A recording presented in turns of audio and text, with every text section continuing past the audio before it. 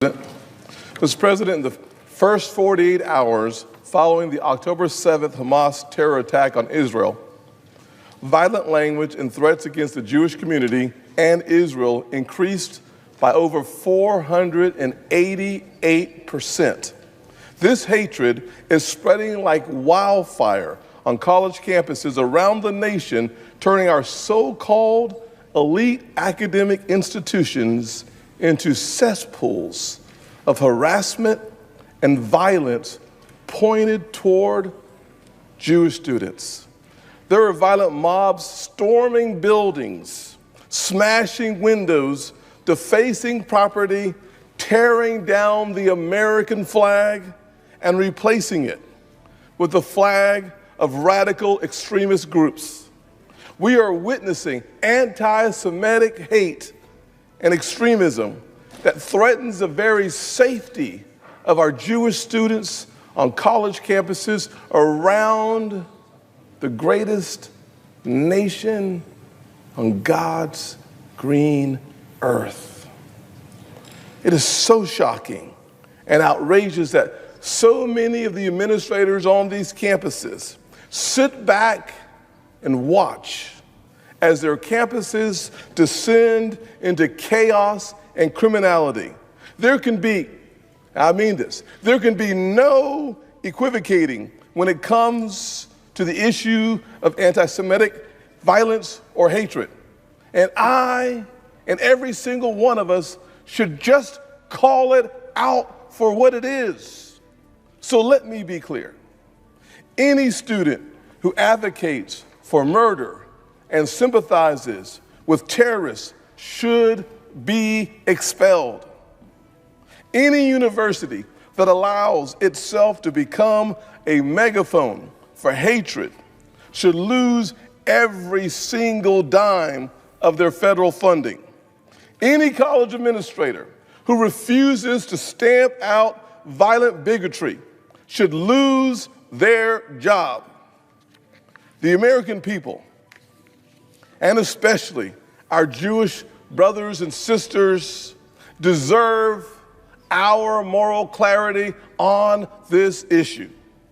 That's why I introduced a resolution that forcefully condemns the explosion of anti-Semitism on college campuses, calls out administrators who have failed to do their jobs and stamp out hatred, and urges the Department of Education to do their job and ensure that universities are protecting the rights of Jewish students. I am asking that every single senator in this chamber to support this resolution, to support common sense, and to push back against the hatred on these college campuses pointed directly at our Jewish students. Let us all send a very clear message to our Jewish students and to those who oppose them. It is vital that this body, the so-called most deliberative body on the planet, stands united and speaks with moral clarity on this issue. Mr. President, I would like to turn over some time to Senator Hoeven and then Senator Ernst. But let me be clear, without any question, it is time for the United States Senate to stand unanimously, not behind our Jewish students, but in front of them. Let us be the wall that protects them. Senator Hoeven. I'd like to thank the Senator from South Carolina, but I'll defer to my colleague first, the Senator from Iowa. Thank you, Mr. President. And I would like to thank my colleagues for joining me here on the floor again this evening. The Senator from South Carolina, the Senator from North Dakota, thank you for raising this issue and showing leadership. for our friends across the nation. Mr. President, I rise in support of this resolution and to condemn the rise of anti-Semitic hate speech and violence we are seeing at colleges and universities throughout our country. Like so many parents and grandparents, I want our children to be allowed to freely express their thoughts and their views. But what we are seeing right now goes way beyond that. This is not free speech. It's violent, abusive discrimination, and it has to stop. 6 months ago, I sent a letter alongside my colleague and ranking member of the Senate Health, Education, Labor, and Pensions Committee, Senator Cassidy, urging the Biden administration to protect college students from targeted attacks on campuses.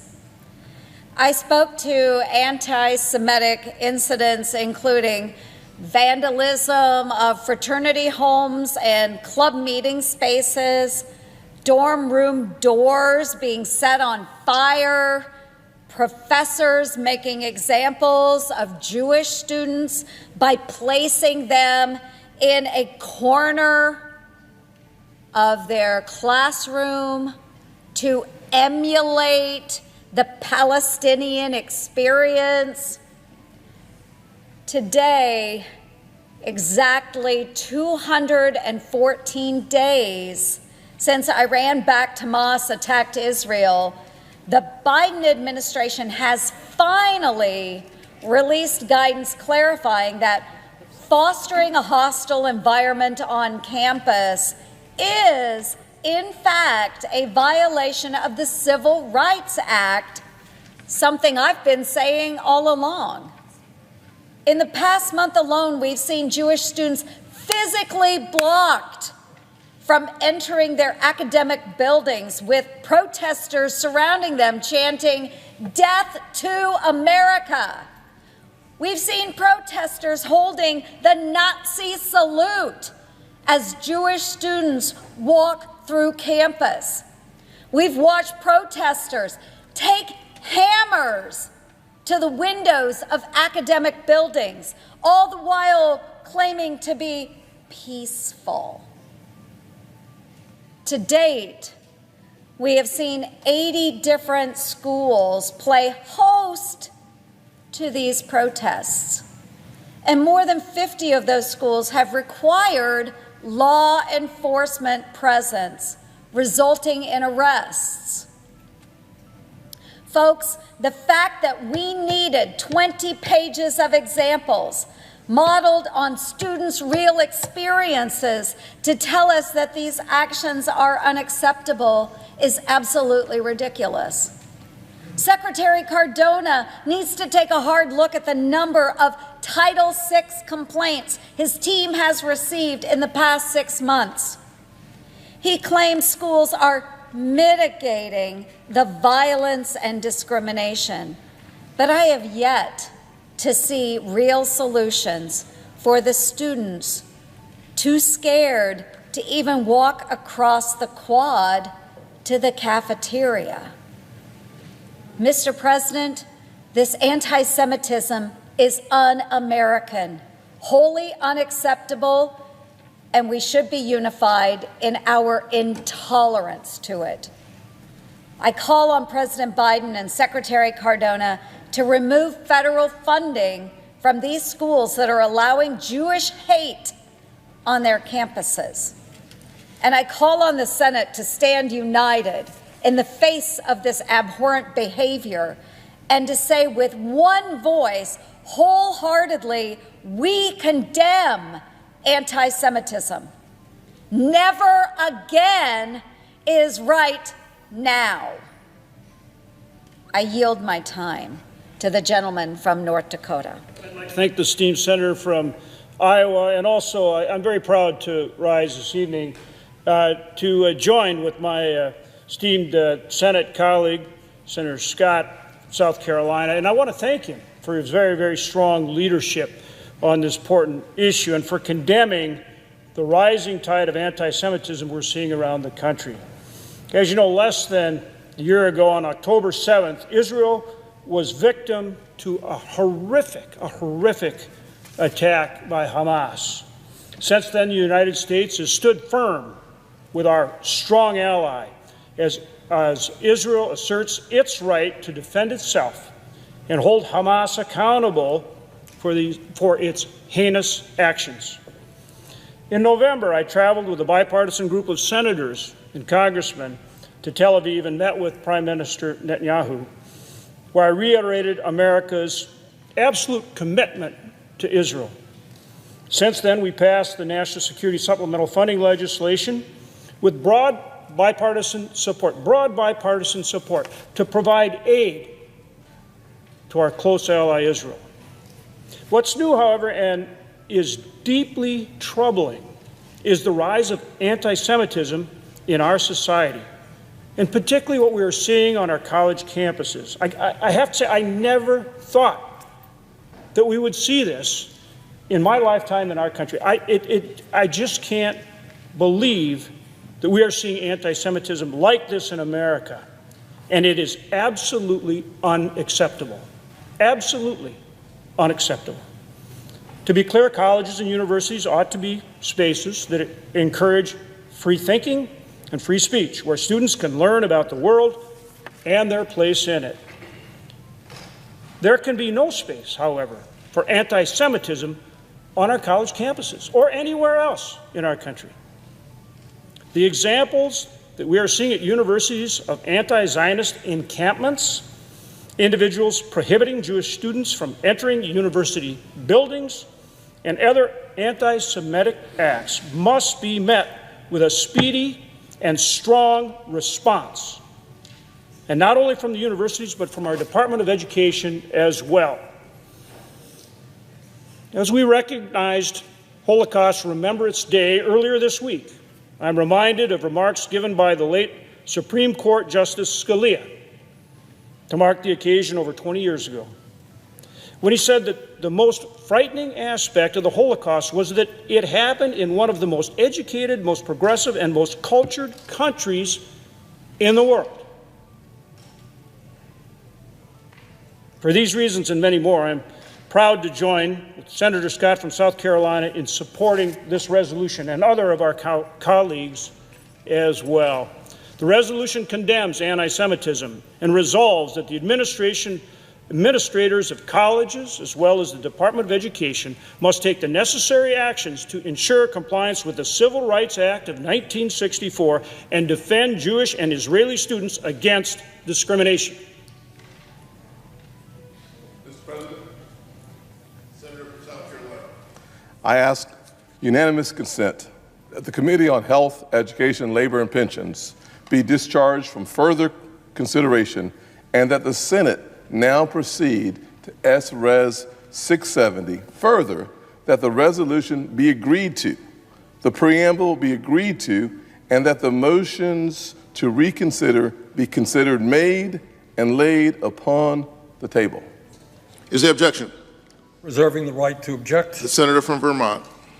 Mr. President, I rise in opposition to S-Res 670, which, in my view, does in fact not go far enough to address the very serious crisis of bigotry taking place all over this country.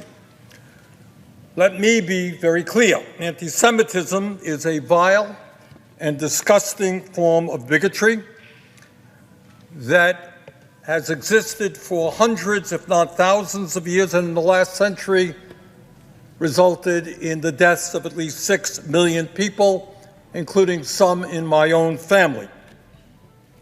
And I strongly and unequivocally condemn all forms of anti-Semitism. In addition, it is imperative that Congress, representing the American people, makes clear our strong opposition to all forms of bigotry in this country, whether on college campuses or elsewhere, including Islamophobia, homophobia, racism, and the growing attacks against the Asian American community.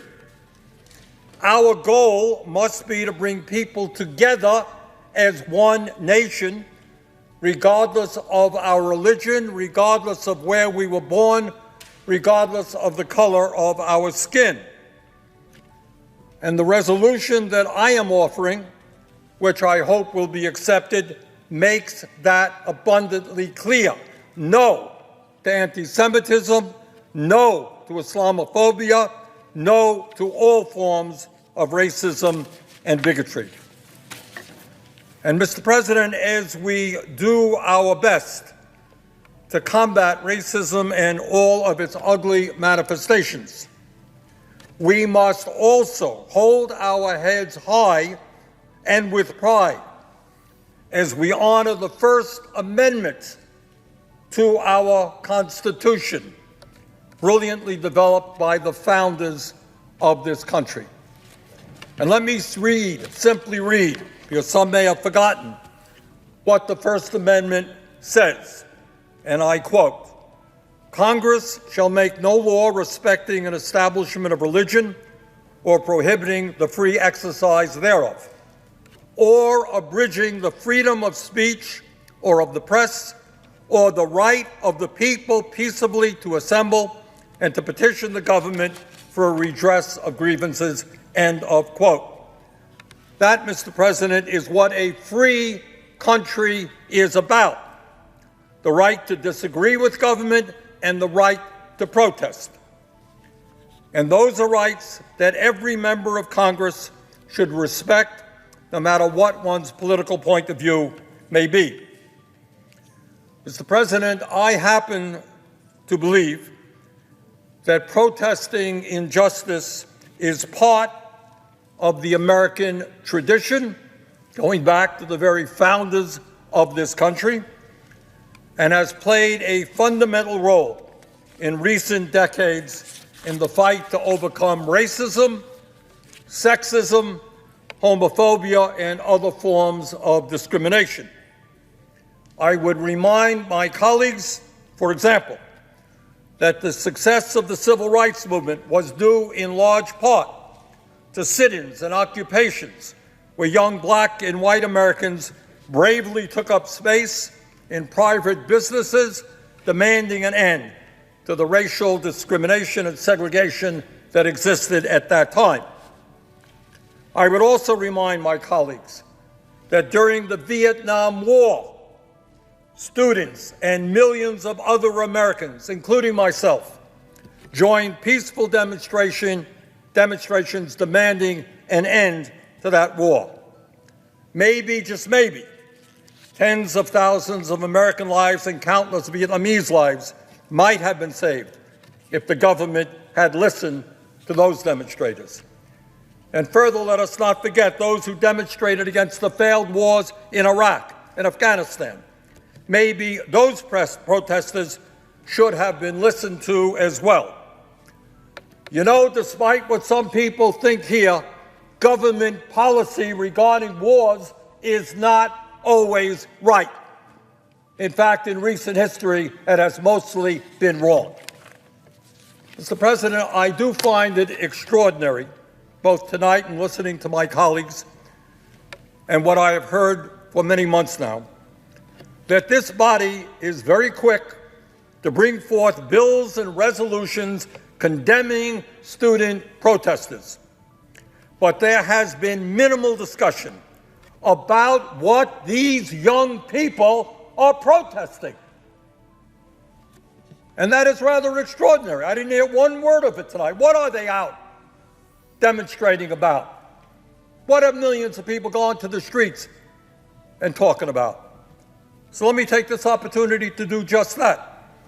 We all know, as has been stated correctly this evening, that on October 7, 2023, Hamas, a terrorist organization, began this war with an attack on Israel that killed 1,200 innocent men, women, and children, and took over 200 people captive, many of whom are still in captivity tonight. I think all of us believe, and I know that all of us believe that this horrific attack must be unequivocally condemned. And I believe that all of us understand that Israel had the right to defend itself against Hamas. But I certainly do not believe, nor do a strong majority of the American people believe, that the right-wing extremist Netanyahu government has the right to wage an unprecedented all-out war against the Palestinian people. And what these protests are largely about, and what public opinion is showing, is outrage that since October 7th, the Netanyahu government has killed more than 34,000 Palestinians and injured more than 78,000, 70% of whom are women and children. That is over 5% of the 2.2 million people living in Gaza. And that, Mr. President, is what the vast majority of people in this country who are protesting are talking about.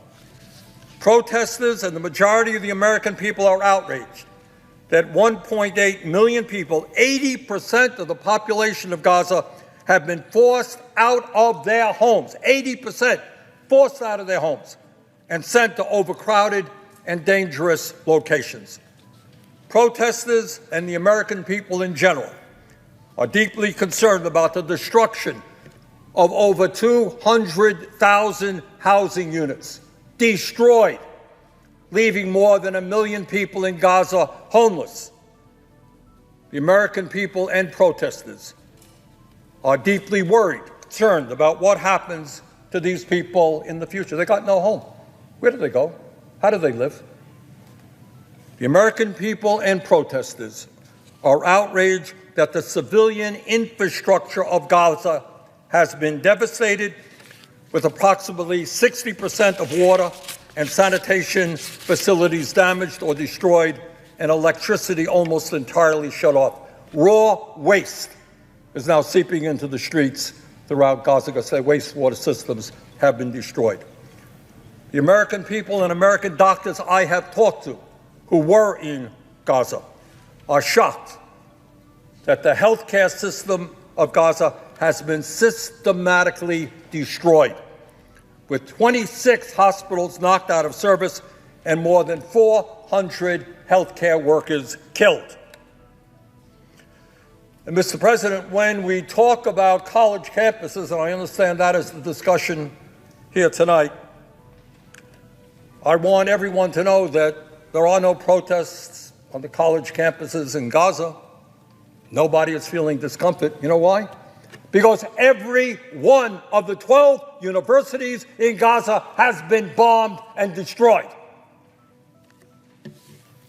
And as we speak, against explicit and repeated warnings from President Biden, Israel is attacking Rafah, where over 1 million Palestinians have sought refuge.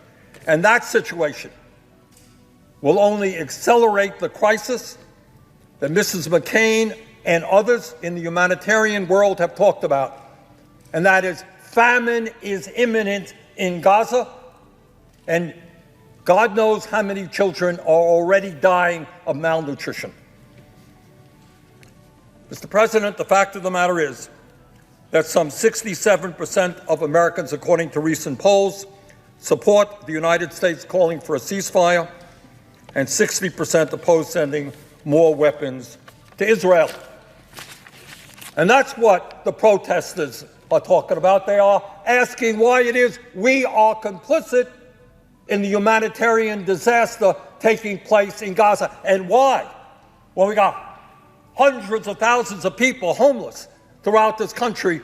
We're giving $20 billion more to the right-wing extremist Netanyahu government.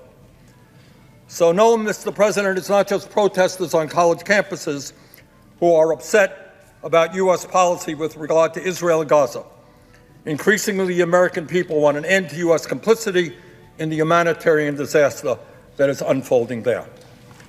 Mr. President, I will therefore be offering an alternative resolution to the one that Senator Scott offered, which does the following, and I hope it would gain unanimous support. One, strongly condemns the rise of anti-Semitic, anti-Muslim, anti-Arab, anti-Asian, and any other form of discrimination on the campuses of schools and institutions of higher education across the United States. So it does what Senator Scott proposes, but it does more. Number two, strongly affirms Congress's support for the First Amendment to the Constitution and freedom of speech and dissent. Three, strongly supports the right of students and all Americans to peacefully protest. Four, urges the Department of Education to take necessary actions to ensure that schools and institutions of higher education are complying with Title VI of the Civil Rights Act of 1964 to provide all students, including students who are or perceived to be Jewish, Israeli, Muslim, Arab, or Palestinian, a school environment free from discrimination based on race, religion, color, or national origin. And lastly, strongly urges school leaders, college administrators, and local, state, and federal leaders to take all necessary steps to protect students' safety and civil rights, including their right to peacefully assemble and protest.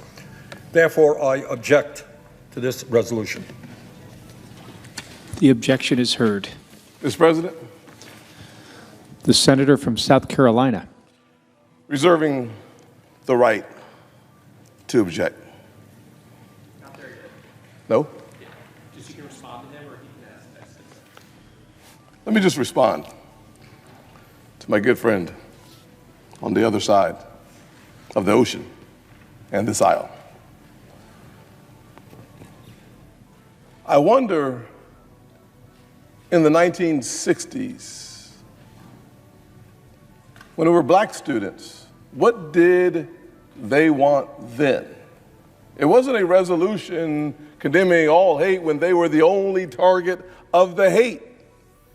It was support for those who were being victimized in the moment. Not a resolution that muddies the water.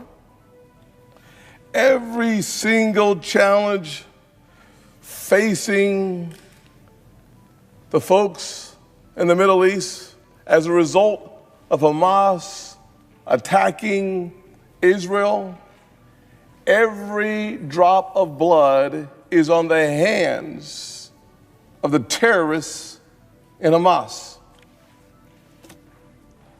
Period. Every challenge facing folks in Gaza that is a result of Hamas terrorizing the nation of Israel is on the shoulders of Hamas. When you start the war, every innocent life, every unnecessary death is on you, plain and simple. Let me just say that it is a coalition government in Israel, a unanimous coalition government in Israel supporting the efforts of Israel to eliminate Hamas from the planet. And I do too, 100%. It's frustrating. It's frustrating to see the level of violence in our country. It's frustrating for me to see the level of violence on our college campuses. I started working on the definition of anti-Semitism not October the 7th, but in 2018. President Trump made my language into an executive order 5 years ago. Why? Because there were signs even then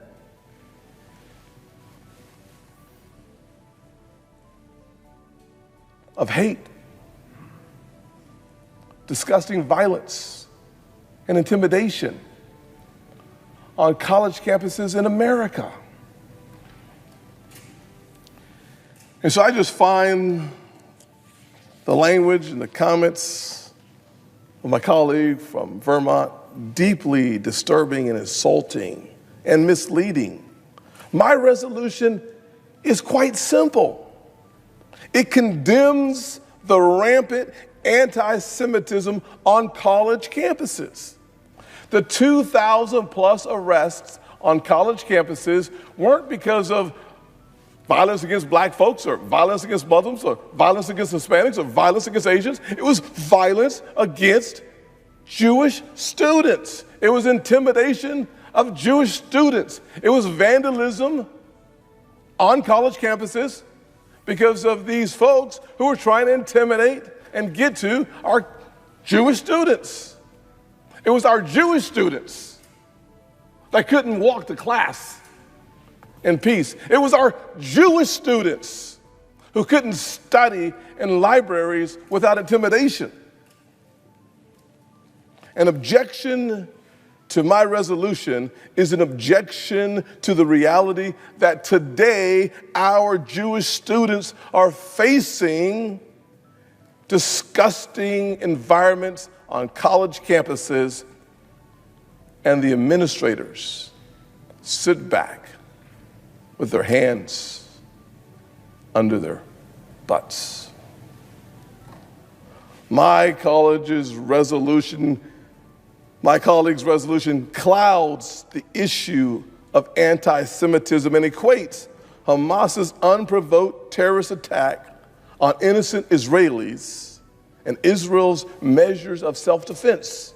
It's ridiculous. What can we say?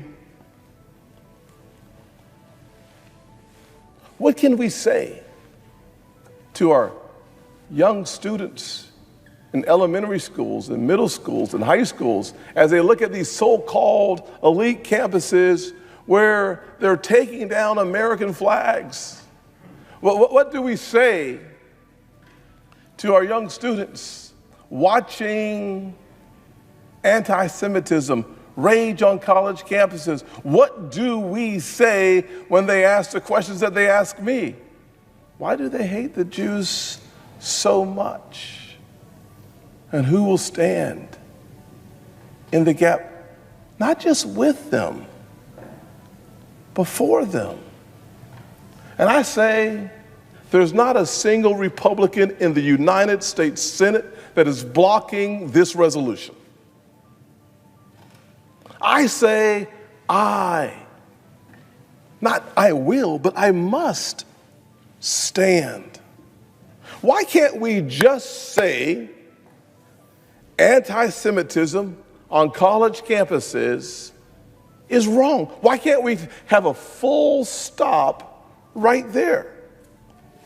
Perhaps it's because the politics of it is so entangled that the quagmire pit, we must have everything thrown into the bucket, as opposed to just speaking the truth as it is right now on college campuses. Why can't we just condemn anti-Semitism on its face? Why is it so hard for my Democratic colleagues to condemn what Senator Sanders says, and I agree, the oldest form of hate in the world? Why can't we just do that right now? We can.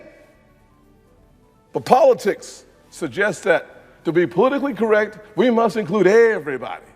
Well, everybody is not being impacted like our Jewish students today. Why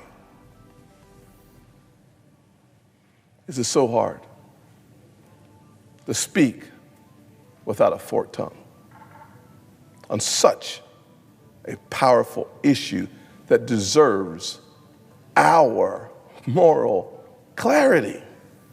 It is Jewish students being forced out of the classrooms and out of the dorms. It is Jewish students facing violence today. I get frustrated by the fact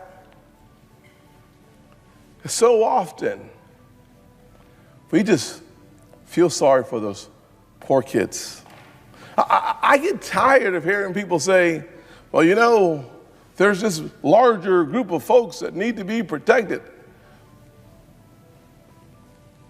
2,000 arrests for violence specifically focused and targeting Jewish students.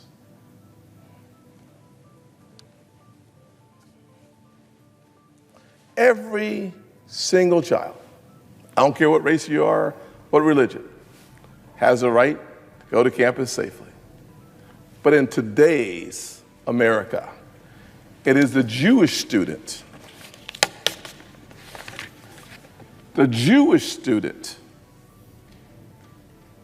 can't prepare for a midterm in a library.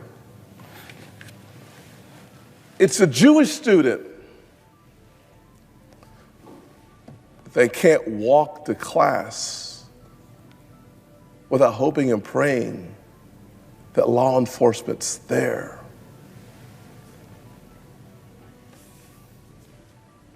We deserve better. America deserves leadership that is unequivocal when it matters the most. We deserve leadership that speaks to the issue of the day, today, and every day. That's why people are so disgusted with politics.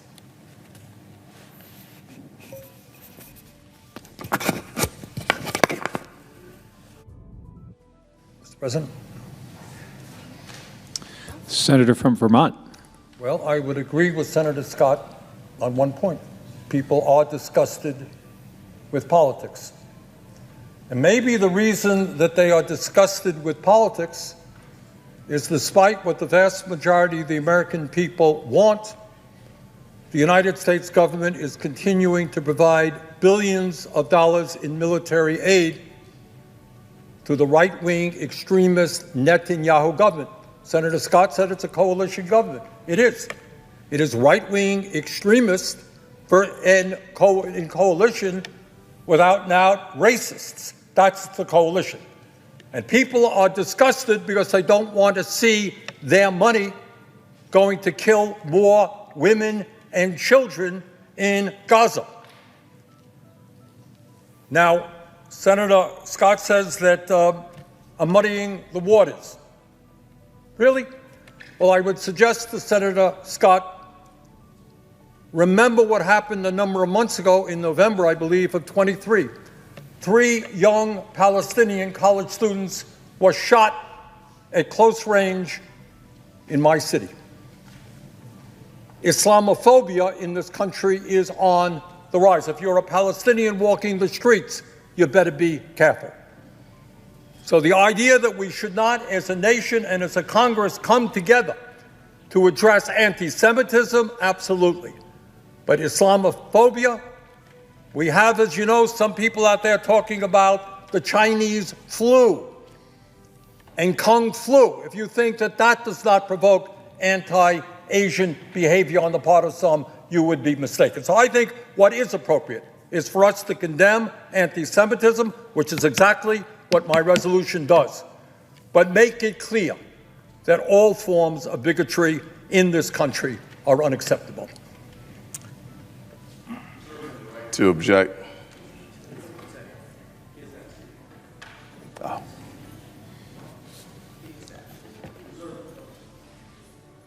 Mr. President, I ask unanimous consent the Senate proceed to the consideration of my resolution, which is at the desk. Further, the resolution be agreed to, the preamble be agreed to, and that the motions to reconsider be considered made and laid upon the table with no intervening action or debate. Is there an objection? Reserving the right to object. Mr. President, I think the senator and I could do this all night long. I'd be happy to, frankly. I don't think we will get to the place where we just have a clear statement condemning anti-Semitism. So for all the reasons I've already Noted and made. I object. The objection is heard.